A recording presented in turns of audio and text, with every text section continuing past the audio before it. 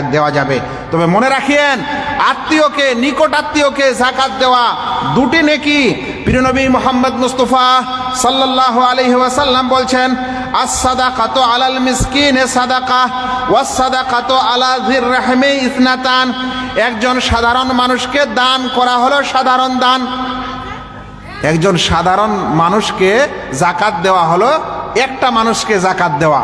তারপরে বলছেন, আর আত্মীয় স্বজনকে যাকাত দেওয়া হলো দুটি নেকি। বলছে কিভাবে? একটি হচ্ছে সাদাকা আর একটি হচ্ছে সিলা রাহমি। একটি হচ্ছে দান আর একটি হলো আত্মীয়তা বজায় রাখা। আল্লাহু আকবার।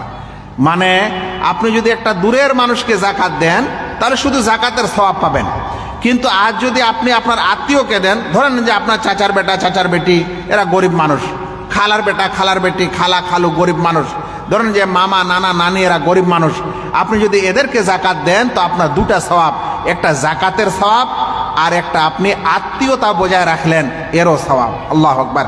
ইসলামে এই সুন্দর জিনিস আল্লাহ রাব্বুল আলামিন এবং রাসূল করিম সাল্লাল্লাহু আলাইহি ওয়াসাল্লাম আমাদেরকে